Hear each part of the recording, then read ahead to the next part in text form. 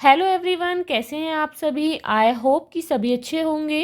तो आज की इस वीडियो में मैं लेकर आई हूँ आपके लिए एक बहुत ही इंटरेस्टिंग स्टोरी, जिससे आप बहुत से नए नए वर्ड्स सीखेंगे और सीखेंगे कि किस तरीके से हम इंग्लिश से हिंदी ट्रांसलेट करके पढ़ते हैं।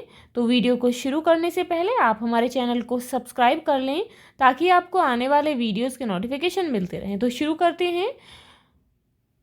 टॉपिक है स्टोरी का the big fish. Big it means बड़ी, फिश कहते हैं मछली को, बड़ी मछली।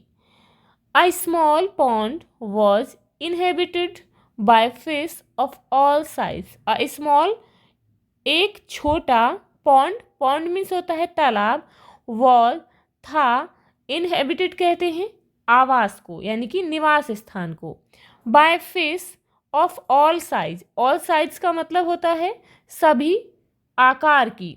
क्या थी? मछलियाँ। एक छोटा तालाब सभी आकार की मछलियों का निवास स्थान था।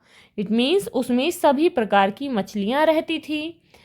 All the fish big and small lived together in perfect peace and harmony. All the fish सभी मछलियाँ, बिग बड़ी एंड स्मॉल और छोटी, लिव्ड रहती थी, टूगेदर साथ में, इन में perfect, perfect peace it means पूरी शांति के साथ, एंड हार्मनी, हार्मनी का मीनिंग होता है सामंजस्य।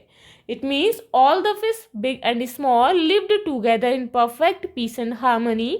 सभी मछलियाँ चाहे वो छोटी हो या बड़ी, सभी पूर्ण शांति और सामंजस्य के साथ एक साथ रहती थीं। One day a fisherman cast his net into the pond. एक दिन क्या होता है? फिशरमैन कहते हैं मछली पकड़ने वाले को। कास्ट, कास्ट का मीनिंग होता है बिछाया। हिज नेट अपना जाल, इन टू में, किसमें? द पॉन्ड तालाब में।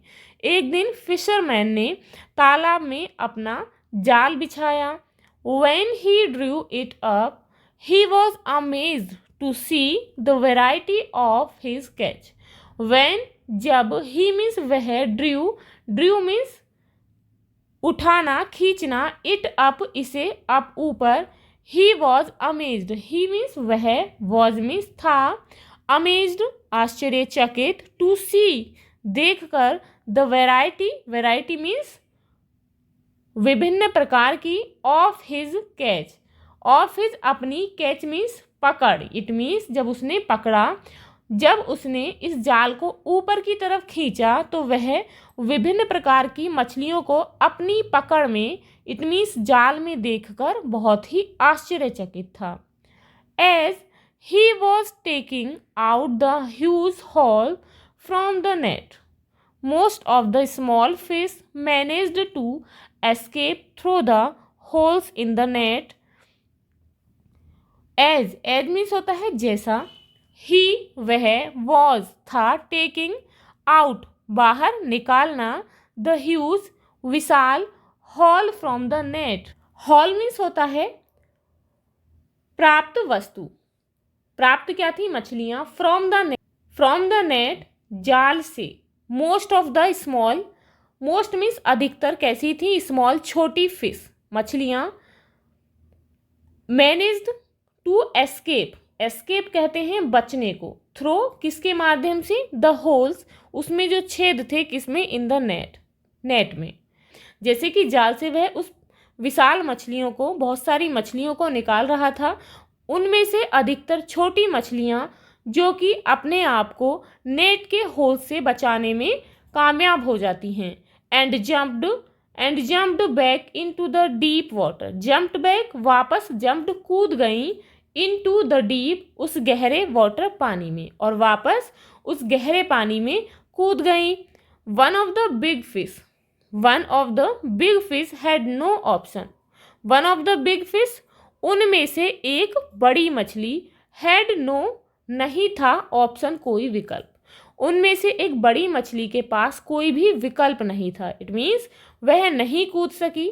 It was trapped and could not move, it was, यह, वॉज मीन्स थी, ट्रैप्ड पकड़ी गई, इट मीन्स फंस गई, यह फंस चुकी थी, एंड कुड नॉट मूव और नहीं जा सकी। मूव मीन्स होता है गतिमान होना या हिलना, और वह वहाँ से मूव नहीं हो सकी, नहीं जा सकी। It was thrown into the boat, it was यह, वॉज मीन्स गई या थी, थ्रोन फेंक दी गई, इन टू द बोट नाव में, और इसे नाव में फेंक दिया गया। एंड सून और जल्द ही डाइड मर गई। इट इज़ नॉट स्मार्ट और safe for a big fish to stay in a small pond. It is not smart, यह नहीं है क्या अक्लमंदी, इट मीन्स स्मार्ट होना नहीं है, और सेफ और ना ही सुरक्षित है। फॉर अ बिग फिश, एक बड़ी मछली के लिए, टू स्टे रहना, इन अ स्मॉल पॉन्ड, एक छोटे तालाब में, कि यह एक बड़ी मछली के लिए एक छोटे तालाब में रहना ना तो सुरक्षित है और ना ही उसकी अक्लमंदी है।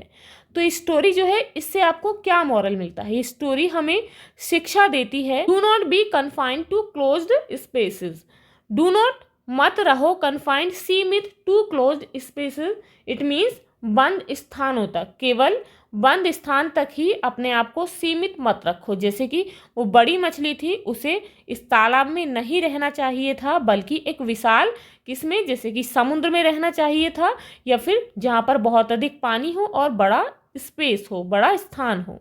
तो इसका मॉरल ये है कि हमें अपने आप को सीमित स्थान तक ही नहीं, सीमाबद्ध रखना चाहिए। तो ये थी आपकी स्टोरी।